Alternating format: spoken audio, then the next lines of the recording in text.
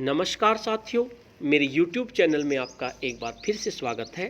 साथियों, मिशन प्रेरणा के अंतर्गत उत्तर प्रदेश को प्रेरक प्रदेश बनाने का लक्ष्य रखा गया है, जो हमें मार्च 2022 तक प्राप्त करना है। इसी के क्रम में 3 शिक्षक मॉड्यूल्स का विकास किया गया है: आधारशिला मॉड्यूल, ध्यानाकर्षण मॉड्यूल और शिक्षण संग्रह मॉड्यूल, जिनका हमें अध्ययन करना है। लेकिन क्या है, अभी वे हमें हार्ड कॉपी में नहीं मिले हैं। वे पीडीएफ में होने की वजह से उनका अध्ययन करना थोड़ा मुश्किल है। इसी समस्या का समाधान के लिए मैंने कोशिश की है कि मैं कुछ वीडियो के माध्यम से आपको मॉड्यूल्स की जो महत्वपूर्ण बातें हैं उनसे परिचित करा दूं।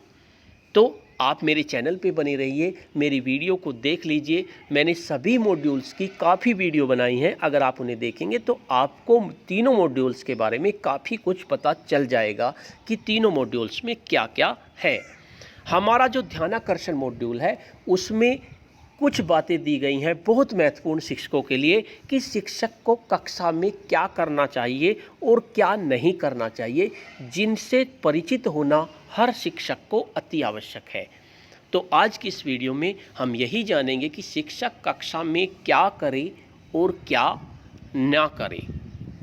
तो चलिए शुरू करते हैं। सबसे पहले, प्राय कक्षा में शिक्षक ही केंद्रीय भूमिका में देखे जाते हैं। जो शिक्षण होता है उसमें ज़्यादातर शिक्षक जो हैं केंद्रीय भूमिका होते हैं, वही सवाल पूछते रहते हैं और बच्चे चुपचाप उनकी बात को सुनते रहते हैं। जबकि क्या होता है, एक आदर्श कक्षा जो होती है उसमें 40 मिनट का अगर वादन है तो शिक्षक और बच्चों की क्रियाशीलता निम्नलिखित प्रकार से होनी चाहिए। 40 मिनट के वादन में शिक्षक की क्रियाशीलता लगभग 5 मिनट होनी चाहिए बस। उसके बाद बच्चों की क्रियाशीलता लगभग 30 मिनट होनी चाहिए और बच्चों की शिक्षक के साथ क्रियाशीलता ये 5 मिनट होनी चाहिए। यानी कि कुल मिलाकर 40 मिनट में 30 मिनट बच्चा की क्रियाशीलता होनी चाहिए। यानी केंद्रीय भूमिका में शिक्षक ना होकर बच्चे होने चाहिए। इस चीज़ का हमें ध्यान रखना है। दूसरा, शिक्षक समय सारणी का ध्यान रखे और उसी के अनुरूप शिक्षण कार्य करे। इससे बच्चों को समय की महत्ता समझ में आएगी। शिक्षक जो है समय सारणी का ध्यान रखें कि किस समय पर हमें क्या पढ़ाना है, और इसके साथ साथ समय से, अगर शिक्षक समय से विद्यालय जाएंगे, अक्सर जाते ही हैं शिक्षक तो, लेकिन हमें उनके सामने एक आदर्श प्रस्तुत करना है। यानी कि समय की महत्ता उन्हें बताने के लिए जो हमारा पीरियड है उस पीरियड में वही सब्जेक्ट पढ़ाया जाए, बच्चों को बताया जाए कि समय की ये महत्ता है। देखो, आपका दूसरा पीरियड हिंदी का है तो मैं हिंदी ही पढ़ाऊँगा, इसलिए आप समय की महत्ता को समझें। क्योंकि बच्चे जो है शिक्षक का ही अनुरूपण करते हैं। जैसा शिक्षक का व्यवहार होगा इसी तरह से हमारे बच्चों का व्यवहार होगा। तीसरा, जो आपके शिक्षक ध्यानाकर्षण मॉड्यूल में दिया हुआ है, शिक्षक को क्या करना है, कक्षा में बच्चों को इस तरह से बैठाएं कि आपकी दृष्टि सभी बच्चों पर रहे। यानी आपको बच्चों का अरेंजमेंट बैठाने का इस तरह से करना है कि आपकी सभी बच्चों पर दृष्टि जाए। इसके लिए बच्चों को आप गोले में बिठा सकते हैं, अर्धचंद्राकार अथवा छोटे समूह में बिठाया जा सकता है। नंबर 4, क्या करना है शिक्षक को, कक्षा में शिक्षण की पूरी तैयारी करके जाएं। यानी कि पूरा लेसन प्लान बना के, पूरा देख सोच के कि हमें आज यही पढ़ाना है। करते हैं ज़्यादातर शिक्षक, लेकिन जिस तरह से ध्यानाकर्षण मॉड्यूल में दिया गया मैं आपको वे बता रहा हूँ। कक्षा में आवश्यक शिक्षण अधिगम सामग्री व अन्य संसाधनों की व्यवस्था भी पूर्व में ही कर लें। यानी कि जो हमें जिस शिक्षण अधिगम सामग्री की ज़रूरत है या संसाधन की ज़रूरत है उसकी व्यवस्था पहले ही कर ली जाए, शिक्षण में को करने से पहले ही, और पूरी तैयारी के साथ क्लास में जाया जाए।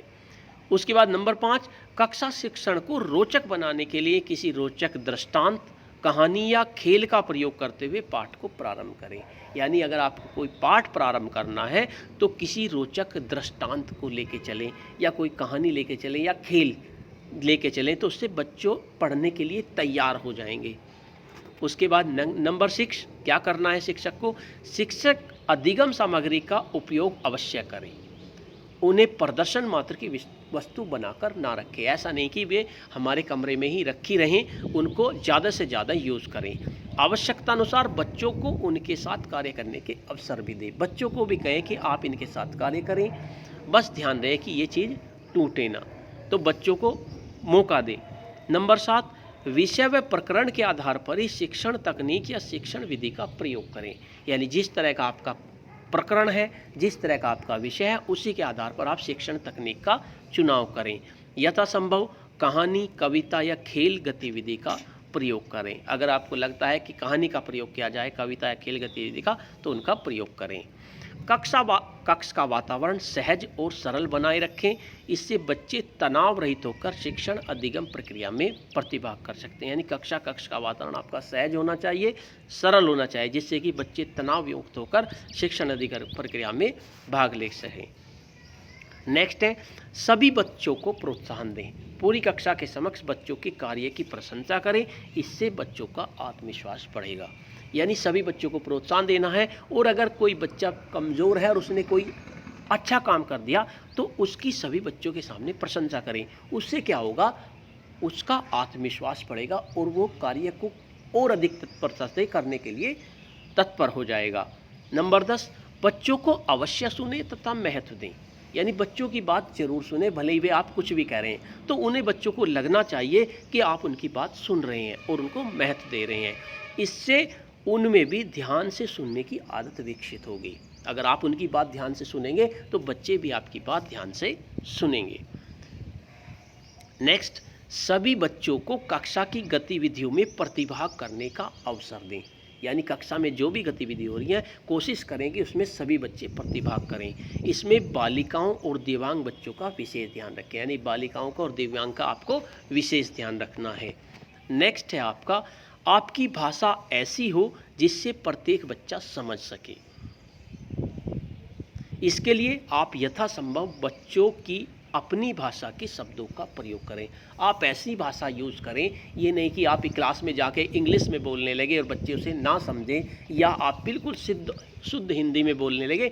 जिस तरह की आप गांव के माहौल में रहते हैं, गांव की भाषा का ही यूज करें, जिसे बच्चे आप आसानी से समझ सकें। साथ साथ उनको मानक शब्दों से परिचित कराएं। भाषा आप गांव की यूज़ करें, लेकिन जब आप गांव की यूज़ करें तो उन्हें जो मानक शब्द होते हैं उनसे परिचित कराएं कि इनको हिंदी में ऐसे कहते हैं, आपके यहाँ ऐसे बोलते हैं और इसको ऐसे कहते हैं। नंबर 13, यदि किसी बच्चे ने गलती की है तो उसकी गलती इस प्रकार से बताएं कि उसे हताशा न हो, बल्कि वह गलती के कारण को समझे। आपकी आवाज़ कोमल और भाषा स्नेहपूर्ण होनी चाहिए। नेक्स्ट है आपका, क्या करना है शिक्षक को, समूह में कार्य करते समय बच्चों के बीच जाकर उन्हें प्रोत्साहित करें। यानी अगर बच्चे समूह में कोई कार्य कर रहे हैं, भले खेल रहे हैं, आप उनके बीच में जाइए, उनके साथ खेलना शुरू कर दीजिए। उससे बच्चों को यह अनुभव कराएं कि आप उनके कार्यों की देख रहे हैं। आप उनके कार्यों को, भले ही आप नहीं खेल सकते, आप एम्पायर बन जाइए, आप रेफरी बन जाइए, लेकिन अगर उन्हें खेल भी रहे हैं तो उसके बीच में उनके पास जाइए। नेक्स्ट है आपका, शिक्षण अधिगम प्रक्रिया का आकलन अवश्य करें, जिससे कि आपको यह ज्ञात रहे कि पूरी प्रक्रिया का उद्देश्य प्राप्त हुआ या नहीं। यानी आपको आकलन सतत करना है, जिससे कि आपको पता चलता रहे जो आप कार्य करा रहे हैं उसका उद्देश्य पूरा हो रहा है या नहीं। कक्षा शिक्षण पूर्ण कर लेने पर प्रमुख बिंदुओं पर आधारित सारांश हेतु पुनरावृत्ति अवश्य कराएं। जब कक्षा शिक्षण कंप्लीट हो जाए उसके बाद हमने सारा जो भी पढ़ाया उसकी पुनरावृत्ति अवश्य करें। नंबर 17, बच्चों के कार्यों की जांच अवश्य करें और आवश्यकता अनुसार सुधार करें। उनकी गलतियों पर सकारात्मक फीड देते हुए उनसे वार्ता करें, जिससे उन्हें सही उत्तर और विधि के बारे में पता चल सके। यानी कि उनके कार्यों की जांच करनी है और उनमें आवश्यकता, अगर जांच में कुछ कमी आती है तो उस पर रिमार्क्स दीजिए कि आपकी ये कमी है और उसको इस तरह से सुधारा जा सकता है।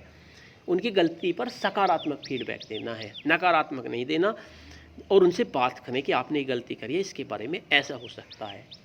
नेक्स्ट, पुनरावृत्ति व अभ्यास हेतु गृह कार्य और प्रोजेक्ट कार्य अवश्य दीजिए। यानी बच्चों को अभ्यास कार्य हेतु गृह कार्य तो देना ही देना है, इसके साथ उन्हें प्रोजेक्ट भी दीजिए कि आपको ये प्रोजेक्ट बना के लेके आना है।